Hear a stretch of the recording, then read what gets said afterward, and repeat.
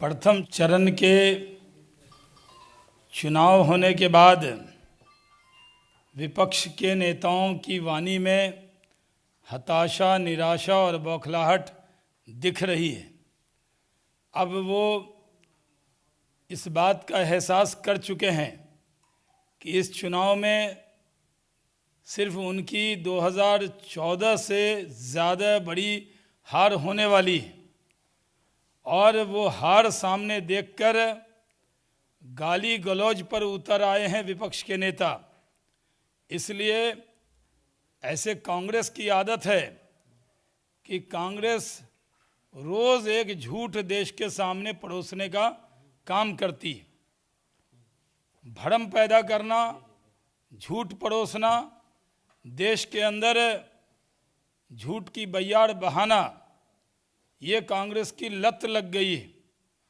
कभी अदालत के नाम पर, कभी किसी पत्र पत्रिका के नाम पर, कभी किसी इंटरव्यू के नाम पर वो देश में झूठ परोसते हैं। इसलिए विपक्ष के नेताओं के जो आज बयान हैं, चाहे सुप्रीम कोर्ट को लेकर राहुल गांधी जी का बयान हो या उनके प्रवक्ताओं का महामिलावटी बयान हो, आपने देखा कि आज फारूक अब्दुल्ला जो कांग्रेस के एलाइज हैं, गठबंधन के, उनके महामिलावट वाले गठबंधन के महामिलावटी साथी हैं, वो रोज़ देश विरोधी बयान दे रहे हैं। और आज फिर से उन्होंने जिस तरह की भाषा बोली कि सत्ता के लिए जवानों को शहीद करा दिया, राहुल गांधी और कांग्रेस जवाब दें कि क्या वो फारूक अब्दुल्ला जो उनके गठबंधन के साथी हैं, उनके बयान से सहमत हैं या नहीं हैं। अगर सहमत नहीं हैं तो उसकी निंदा करें या अपने गठबंधन से उनको अलग करें। लेकिन फारूक अब्दुल्ला ने जिस तरह का बयान आज दिया है, मैं भारतीय जनता पार्टी इसकी घोर निंदा करती है और उनको ये कहना चाहते हैं कि आपकी उम्र है, उम्र के का तकाजा का ध्यान रखते हुए फिर भी हम उनसे कहते हैं कि बोलते हुए भारत के वीर सपूतों ने जिन्होंने शहादत दी है, उनके लिए बोलते हुए ज़रा ज़बान संभाल के बोले। हमारे खिलाफ जब बोलते हैं तो हमें भारतीय जनता पार्टी को दुख होता है, लेकिन जब जवानों की शहादत पर सियासत करते हैं कांग्रेस के सहयोगी फारूक अब्दुल्ला, तो देश के 130 करोड़ लोगों का खून खौलता है। जिस तरह की बात उन्होंने अभी बदरुद्दीन अजमल जो कांग्रेस की बी टीम है, उसने जिस तरह की बात कही है, उन्होंने कहा कि चुनाव के बाद वो हमारे प्रधानमंत्री को और हमारे राष्ट्रीय अध्यक्ष अमित शाह जी को देश से बाहर कर देंगे। बदरुद्दीन अजमल खुद घुसपैठियों के सरदार हैं और एक भी घुसपैठिया हमारी सरकार आने के बाद इस देश में नहीं रह सकता। जैसा हमारे राष्ट्रीय अध्यक्ष श्री अमित शाह जी ने कहा है, हम एक एक को चुनकर इस देश से बाहर निकालेंगे। इस संकल्प से हम पीछे हटने वाले नहीं हैं। बदरुद्दीन अजमल के बारे में सबको मालूम है कि उनकी सियासत एक ही बात पर चलती है कि वो घुसपैठियों को, बांग्लादेशी घुसपैठियों को शरण देते हैं, संरक्षण देते हैं, उनके पक्ष में आवाज़ उठाते हैं। उनकी पार्टी का नाम ही लोग बांग्लादेशी घुसपैठियों की एक ऑर्गेनाइजेशन के तौर पर जानते हैं। आज जिस तरह की भाषा मैं कह रहा हूं कि भारतीय जनता पार्टी के बारे में तरह तरह की बात बोली जाती है, लेकिन एक आज़म खान है उत्तर प्रदेश के अंदर, मैं आज़म खान से भी कहना चाहता हूं कि ज़रा ज़बान संभाल के, आपकी ज़बान बहुत लंबी है और कई बार उत्तर प्रदेश की जनता ने आपकी ज़बान की वजह से अखिलेश यादव और मुलायम सिंह यादव को सबक सिखाया है। जिस तरह की भाषा उन्होंने बोली, पहले तो इस देश में सांप्रदायिक तनाव पैदा करना चाहते हैं आज़म खान। अभी रामनवमी है, उसके अवसर पर हम एक दूसरे को बधाई देते हैं। मैंने खुद ट्वीट करके देशवासियों को रामनवमी की बधाई दी है और आज़म खान बजरंग बली का नाम बजरंग अली कर रहे हैं। ये किस तरह की भाषा है? और दूसरी तरफ हज़रत अली के नाम के आगे बजरंग अली कर रहे हैं। आज जमायतुल उलमा हिंद हो या दारुल उलूम देवबंद हो, ये हर विषय पर बोलते हैं। आज़म खान ने जिस तरह से हिंदू और मुस्लिम धर्म दोनों का अपमान किया है, इसको लेकर वो खामोश क्यों हैं, ये मेरा उनसे सवाल है। भारतीय जनता पार्टी ये मानती है कि जितनी बौखलाहट वो दिखाएंगे हमारे विरोधी दल के नेता, जनता इसका जवाब देगी। क्योंकि प्रथम चरण में ही लोगों ने देख लिया है कि पूरे देश में मोदी मोदी हो रहा है। प्रथम चरण में ही देख लिया है कि अगर समाजवादियों का, बसपा का, कांग्रेस के टेबल पर कोई जा नहीं रहा है तो क्या हम पकड़ पकड़ के उसके टेबल पर भेजे लोगों को? उनके टेबल पर टेबल सुनसान दिखता है और बीजेपी के टेबल पर जनता की भीड़ दिखती है। वो लोग मान चुके हैं कि इस बार देश की जनता ने मन बना लिया है कि नरेंद्र मोदी जी को प्रधानमंत्री बनाएंगे और सब समाज का साथ हमें मिल रहा है। लेकिन मैं ये कांग्रेस पर आरोप लगाता हूँ कि जितने बयान आज भारतीय जनता पार्टी के नेता श्री नरेंद्र मोदी जी के लिए और अमित शाह जी के लिए जितने बयान दिए जा रहे हैं, वो सब राहुल गांधी जी के इशारे पे दिए जा रहे हैं और इसका जवाब वोट के ज़रिए इस देश की जनता देगी। कांग्रेस को कोई विषय नहीं मिलता, सुबह से शाम तक भ्रम पैदा करना, और जो भ्रम उन्होंने पैदा किया है, पहले अदालत की अवमानना की, जिसके लिए मामला अब सब जुडिस है। हमारी पार्टी की प्रवक्ता वरिष्ठ वकील श्रीमती मीनाक्षी लेखी जी ने इसके लिए अवमानना उन्होंने जो राहुल गांधी जी ने की है, इसके लिए वो सुप्रीम कोर्ट गई हैं और हमें ज़रूर उम्मीद है कि हमें उस पर न्याय मिलेगा। और मैं मानता हूं कि अगर कांग्रेस को लगता है कि उसकी हार होने वाली है, उनके नोट पकड़े जा रहे हैं, कांग्रेस को ये दुश्वारी हो रही है कि मिस्टर 10% अब मिस्टर 20% हो गए हैं।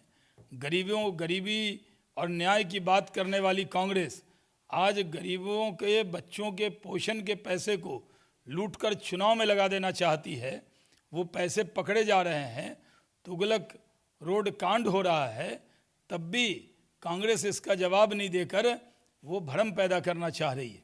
लेकिन इसका जवाब मिलेगा और भारतीय जनता पार्टी इसका जवाब वोट के ज़रिए देश की जनता देगी, ऐसा हमारा विश्वास है। Thank you. कमलेश जी।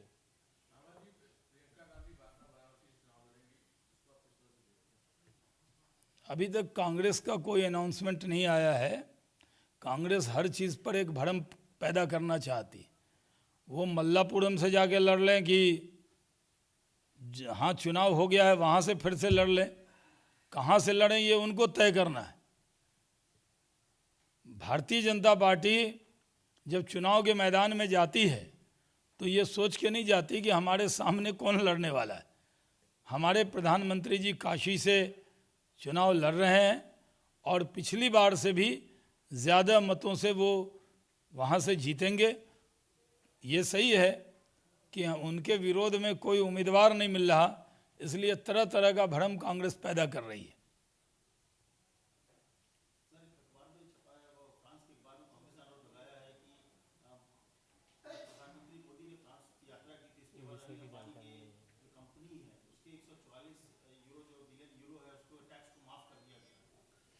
कांग्रेस की आदत है, मैंने पहले कहा कि भ्रम पैदा करना। उनके भ्रम क्या पैदा करने वाले जो सवाल हैं उसका जवाब इस वोट के ज़रिए ही उनको मिल रहा है। भ्रम पैदा करना बंद करें, अवमानना का जो नोटिस आया उसकी जवाब की तैयारी करे कांग्रेस।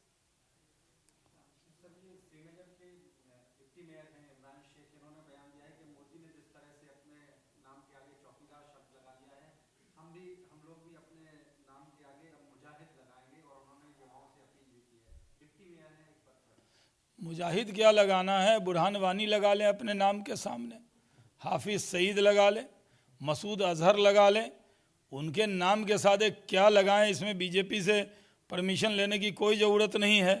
मुजाहिदीन का मतलब क्या है, जैसे नाम लगाएंगे वैसे उनको तलाशना शुरू करना पड़ेगा क्योंकि हमें मालूम है कि जिसने मुजाहिदीन अपने आप को मुजाहिद कहा, चाहे वो बुरहान वानी हो या बाकी कतार में जितने ऑल आउट में आउट हुए हैं लोग, अगर उस कतार में वो आना चाहते हैं नाम लगा के तो लगाएं, फ़ोटो पोस्ट करें, मुजाहिदीन लिखें, AK-47 के साथ फ़ोटो खिंचवाएं, फेसबुक पर पोस्ट करें, उसके बाद उनको तलाशा जाएगा।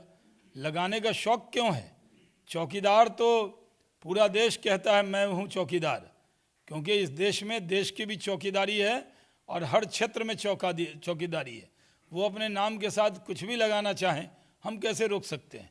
जिंदा रहते हुए शहीद लगा लें, हम कैसे रोक सकते हैं?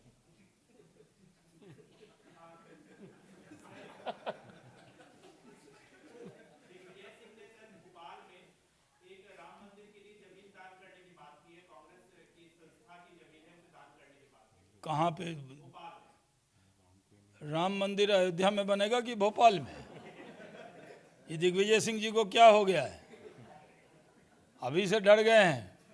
उन्हें मालूम है कि भोपाल में मुकाबला कड़ा होने वाला है और उनको कमलनाथ जी ने फंसा दिया है भोपाल भेजकर। अभी मंदिर मंदिर घूम रहे हैं, मज़ार मज़ार घूम रहे हैं, अभी दान की बात करने लगे। इस उम्र में तो दान करना ही पड़ता है, कुछ न कुछ दान करें।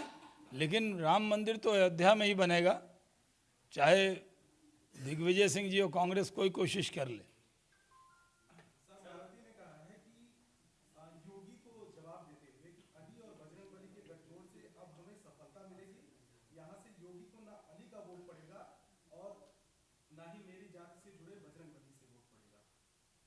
देखिए, पहले भी वो सांप्रदायिक बयान दे चुकी है।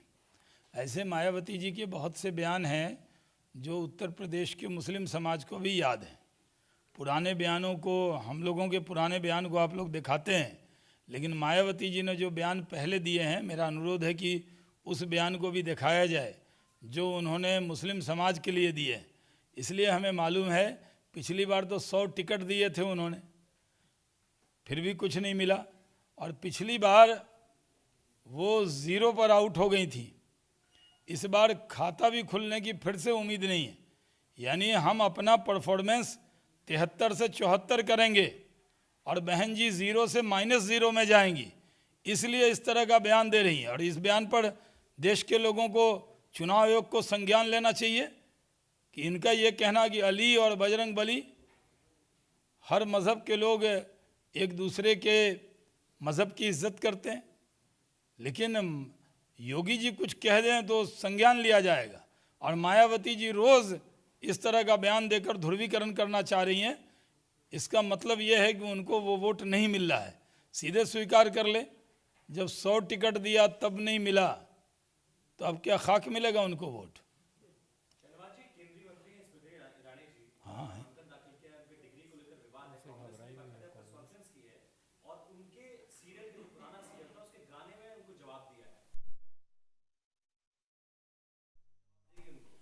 देखिए, कांग्रेस ने काफ़ी आउटसोर्सिंग की है और काफ़ी गाने वाले भी लोग उनके पास हैं।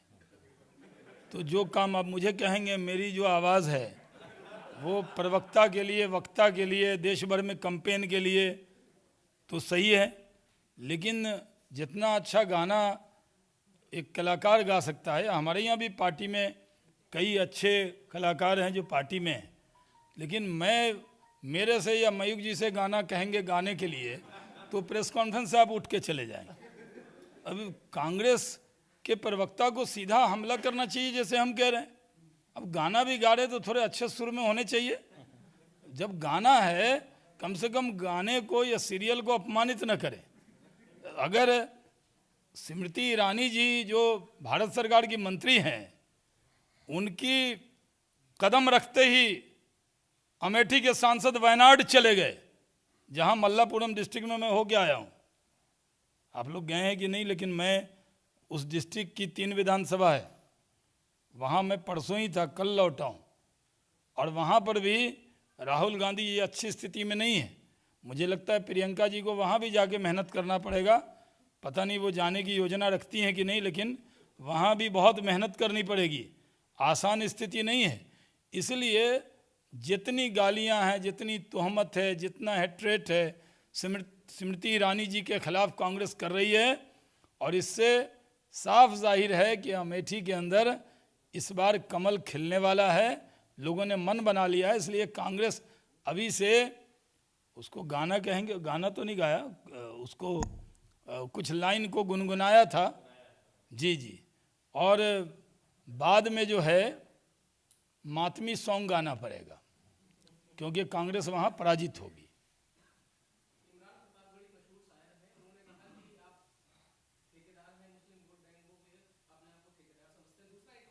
किसको? विजय?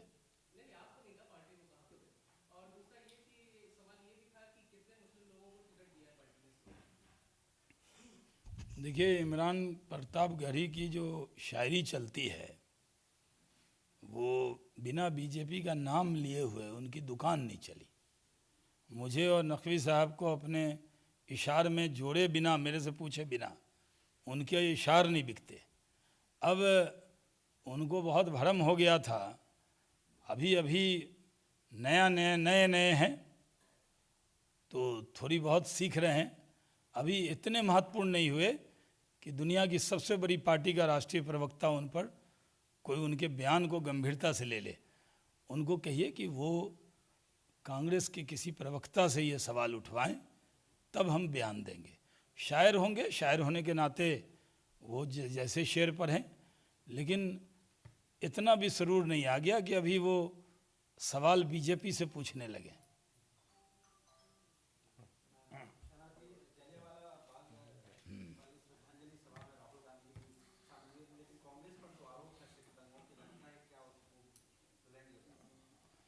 नहीं, राहुल जी जलियांवाला बाग में आज श्रद्धांजलि देने गए।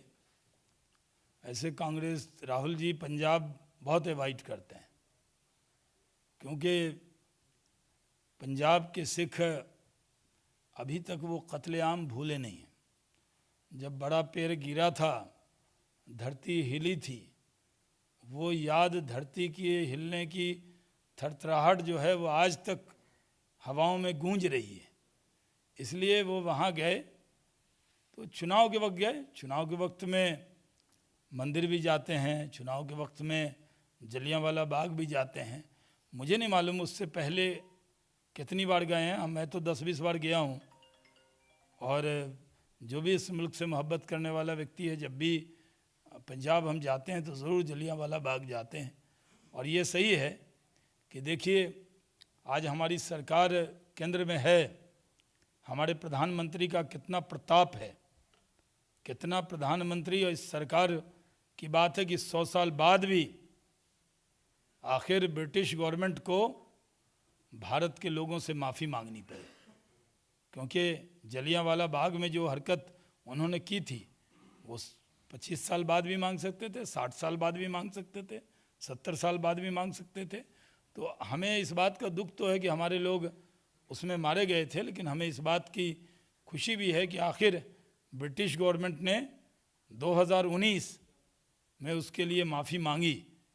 ये भारत के लोग उस माफ़ी को सुनकर बहुत सुकून महसूस करते हैं।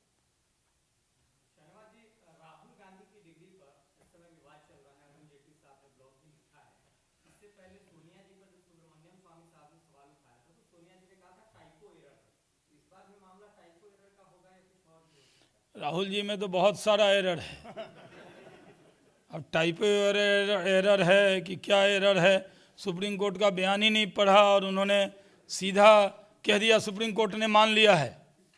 अरे पढ़ लेते, इतने बड़े बड़े वकील हैं, सब ऑनरेबल सीनियर एडवोकेट हैं, सबको राज्यसभा भी उन्होंने नवाजा है उनको, इसी दिन के लिए नवाजा, और क्या काम है। ये तो इतने इतने बड़े वकील हैं, उनको जो इतना नवाजा है उन्होंने, तो कम से कम तुरंत उनको व्हाट्सएप भेज देते जजमेंट के बारे में। ये बिना सुना माइक लगा और उन्होंने सीधा बयान दे दिया। तो दुश्वारी ये है कि वो रोज़ कोई इस तरह का कभी टाइपो एरर, कभी कोई और एरर, और हम भारतीय जनता पार्टी के लोग अपनी बात करें या उनके एरर पर ही हम बात करते रहेंगे। बहुत बहुत धन्यवाद। बहुत बहुत शुक्रिया साहब।